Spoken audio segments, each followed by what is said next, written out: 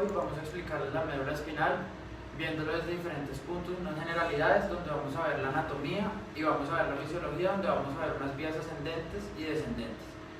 Bueno, empezando con la parte de anatomía, viéndolo por una parte macroscópica, vamos a ver que la médula espinal se encuentra en el canal medular, donde va a estar formado por los cuerpos de las vértebras y por el cuerpo hipoficiario de la vértebra, por donde va a ser el paso. La médula espinal va a ser una comunicación entre el encéfalo y las demás partes del cuerpo, donde vendrán estas vías tanto ascendentes como descendentes.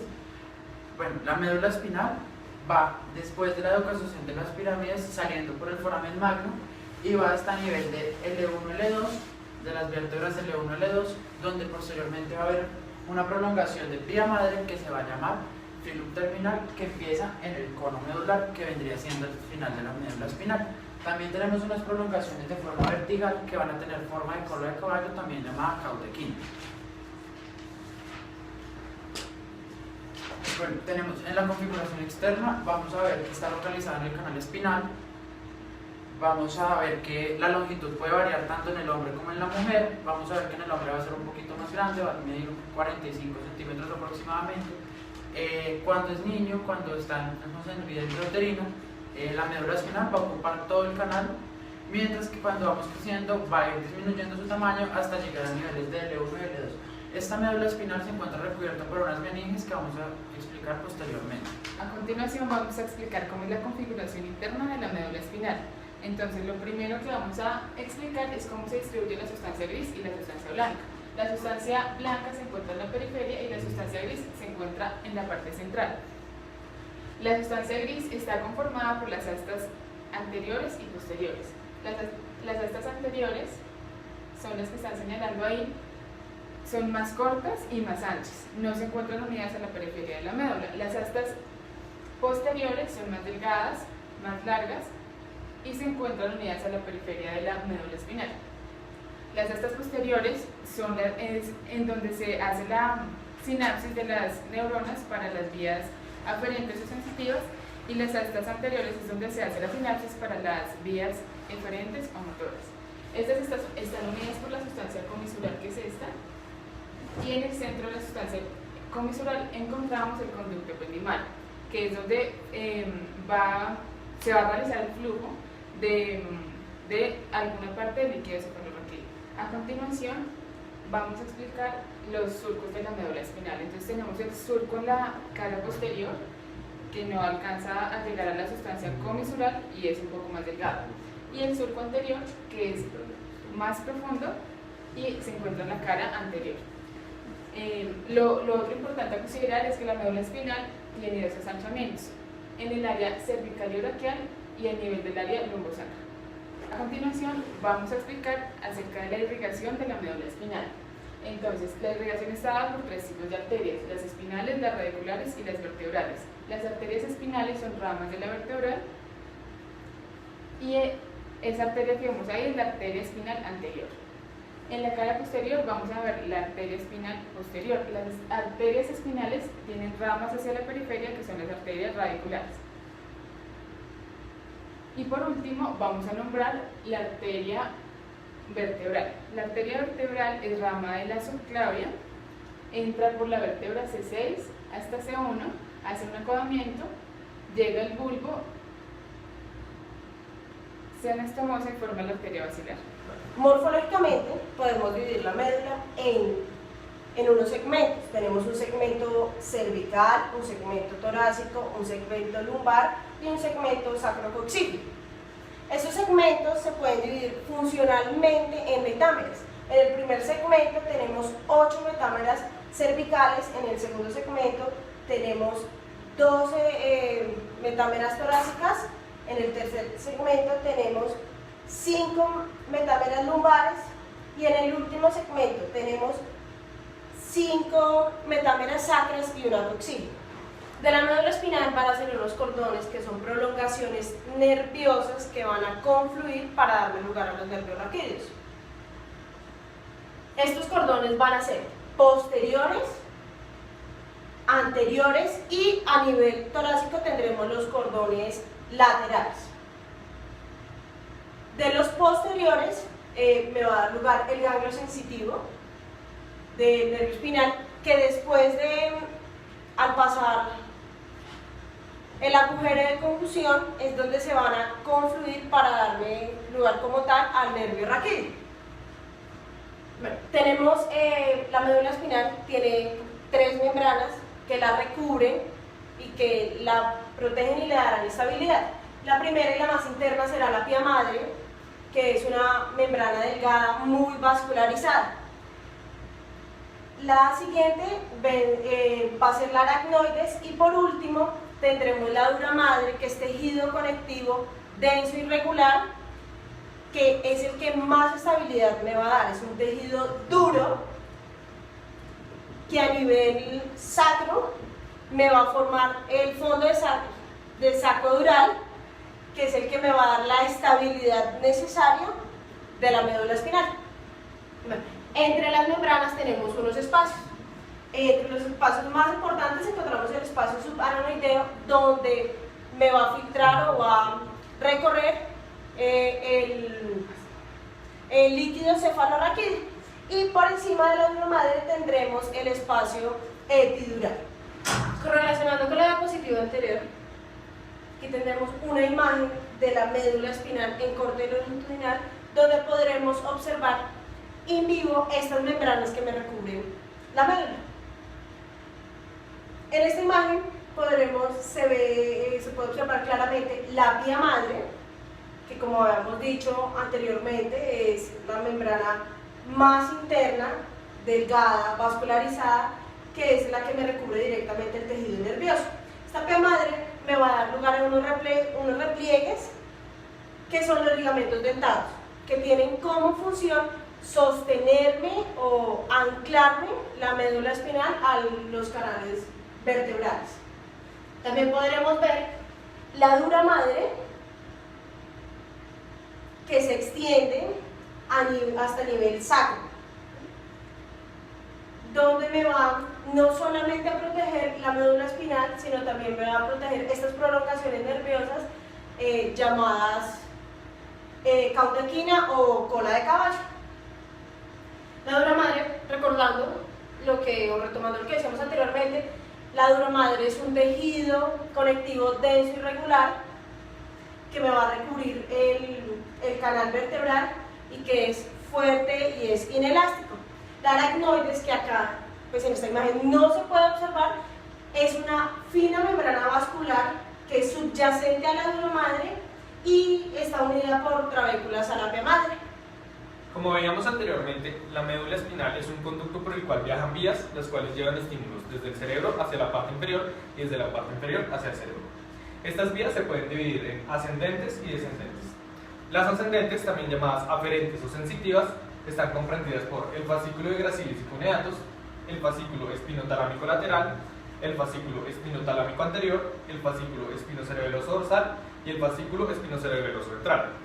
Las vías descendentes, eferentes o motoras están comprendidas por la vía córtico-espinal directa o piramidal interna. El fascículo de gracilis y cuneatus comprende la vía de la propiocepción consciente, la cual nos permite saber cómo estamos ubicados y cómo están ubicados nuestros segmentos corporales espacialmente, y la del tacto discriminativo, la cual nos permite saber la contextura y la forma de un objeto sin necesidad de utilizar la visión.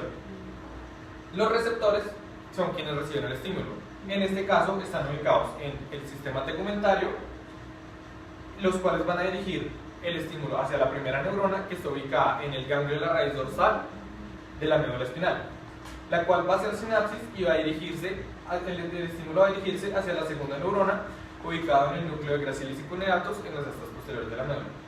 Luego de esto se va a decusar, y después de esta decusación se va a llamar lemnisco medio. En esta decusación va a ir hacia el lado anterior y hacia el lado opuesto, en la cual va a ascender y va a llegar hacia el núcleo ventral posterolateral del tálamo, en el cual va a estar ubicada la tercera neurona, que va a hacer sinapsis para luego dirigirse hacia la corteza sensitiva o el área 3.1.2 de Brodmann. El fascículo espinotalámico lateral, que se encarga de la vía del dolor, la cual nos permite saber cuando un estímulo se convierte en nocivo para nuestro cuerpo, y la vía de la temperatura, la cual nos permite discernir entre frío y caliente. Los receptores van a estar ubicados a nivel del sistema tegumentario, los cuales van a dirigir el estímulo hacia la primera neurona ubicada en el ganglio espinal de la raíz dorsal, el cual va a dirigir ese estímulo hacia la segunda neurona ubicada en el núcleo propio, el fascículo espinotalámico lateral, también conocido como la vía del dolor y la temperatura.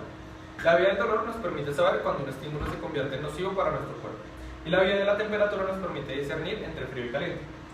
Sus receptores van a estar ubicados en el sistema tegumentario, los cuales van a dirigir el estímulo hacia la primera neurona ubicada en el ganglio espinal de la raíz dorsal de la médula. Esta va a ascender por esta asta posterior hasta el núcleo gelatinoso de Rolando, el cual va a estar ubicado en la lámina 1 de Rexet, en el cual va a estar ubicada la segunda neurona. Va a hacer sinapsis y se va a dirigir hacia el núcleo ventral posterolateral del tálamo, el cual va a contener la tercera neurona, que también va a hacer sinapsis para dirigirse a la corteza sensitiva o el área 312 de Brodmann. Este es el fascículo espinotalámico anterior, el cual se encarga de la vía de tacto y presión. El tacto es una cuestión más superficial, como algo muy suave, y la presión es un tacto profundo. Sus receptores van a estar ubicados en el sistema tegumentario, los cuales van a dirigir el estímulo hacia la primera neurona ubicada en el ganglio espinal de la raíz dorsal. Esta va a hacer sinapsis y se va a dirigir hacia la segunda neurona ubicada también en el asta posterior, en el núcleo propio. Aquí, haciendo sinapsis, se va a decusar y va a ir al asta lateral del lado opuesto, la cual va a ascender hasta el núcleo ventral posterolateral del tálamo, donde va a estar ubicada la tercera neurona para hacer sinapsis. Luego de esta sinapsis se va a dirigir a la corteza sensitiva o al área 312 de Brodmann.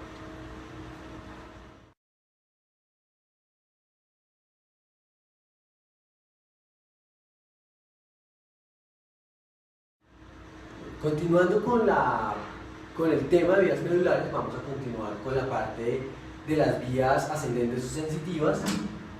Una de estas vías es la vía espinocerebelosa dorsal, la cual me indica de la propiocepción inconsciente. La propiocepción inconsciente es la capacidad que tiene el sistema nervioso central de saber en qué posición se encuentran nuestros segmentos corporales cuando el individuo no es consciente de ello. La primera neurona de la vía espinocerebelosa dorsal se encuentra en el ganglio de la raíz dorsal, el cual va a ingresar por el cordón dorsal y va a hacer sinapsis a nivel del núcleo dorsal o columna de Clark. Ella, luego de hacer sinapsis, va a ascender por el cordón lateral del mismo lado hasta el pedúnculo cerebeloso inferior para llegar a hacer sinapsis en la corteza del palio cerebelo. Siguiendo con las vías espinocerebelosas, tenemos la vía espinocerebelosa ventral o cruzada, que es la más larga de las dos, en la cual vamos a encontrar que su primera neurona va a estar en el ganglio de la raíz dorsal. Aquí, luego de ellas, sus prolongaciones van a hacer sinapsis con la segunda neurona, que se encuentra en el núcleo dorsal o columna de Clark. Al hacer sinapsis ahí, él va a cruzarse al lado contralateral y va a ascender por el cóndor lateral anterior del lado opuesto, ascendiendo hasta el nivel del mesencéfalo, en donde va a volver a cruzarse para ingresar por el pedúnculo cerebeloso superior y llegar a hacer sinapsis con su última neurona cortical, que es a nivel de la corteza del palio cerebelo. Hablando con el tema de vías medulares, vamos a tratar la vía descendente más importante, que es la vía córtico-espinal o piramidal, directa o cruzada. La primera, las vías motoras se caracterizan por tener dos neuronas, una a nivel cortical y otra a nivel espinal o medular. La primera motoneurona se va a encontrar a nivel de la corteza precentral o área 4 de Brodmann. Ella va a ascender por todo el tallo cerebral y a nivel del bulbo va a haber la decussación de las pirámides, en la cual más o menos el 80% de estas fibras se van a decusar al lado contralateral y el 20% va a seguir su camino por el mismo cordón. Estas fibras van a llegar a donde está o donde se encuentra la segunda motoneurona, que es a nivel de las astas anteriores de la médula espinal.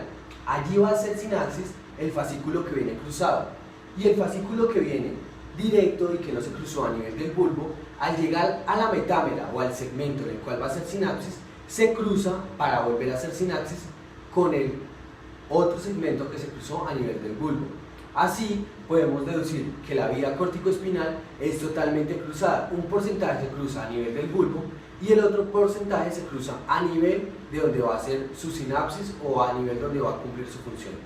El caso que escogimos fue el caso número 3, que expone una mujer de 67 años que ingresa al servicio de urgencias con un dolor a nivel lumbar, dolor radicular en los miembros inferiores y molestia abdominal. Camino al servicio de urgencias, produce una relajación de esfínteres tanto anal como vesical. Al examen físico la mujer presentaba ausencia del reflejo plantar y ausencia de la sensibilidad después de T10. A nivel de L1 empezó a presentar una pérdida de la percepción de la temperatura. El dolor radicular mejora a los 2 días luego de tratamiento con esteroides. Elementos diagnósticos que se utilizaron fue una resonancia de médula espinal y una resonancia a nivel también de ver todo la aorta, para poder ver la aorta y la perfusión sanguínea de la médula espinal. Como diagnóstico entonces encontramos que es un síndrome de infarto de la arteria medular anterior, la cual irriga anatómicamente los 2 tercios anteriores de la médula espinal, De acuerdo a la sintomatología presentada por la paciente, hemos llegado a determinar que el diagnóstico es un síndrome de infarto de la arteria espinal anterior, el cual irriga anatómicamente los 2 tercios anteriores de la médula espinal, y recordando que anatómicamente se va a dividir la médula espinal en una porción anterior y una porción posterior. Histológicamente, recordemos que en las astas anteriores vamos a encontrar que están las motoneuronas o la segunda motoneurona de las vías motoras, y se caracteriza por ser neuronas grandes, estrelladas y tener una sola prolongación axónica y muchas prolongaciones dendríticas. Fisiológicamente vamos a ver que cuando se corta el riego sanguíneo a este tejido, pues todas las vías ascendentes y descendentes que pasan por esta sección medular van a empezar a verse afectadas y empiezan a ausentarse. Las vías que se afectan son las espinotalámicas, la corticoespinal y posiblemente también las espinocerebelosas.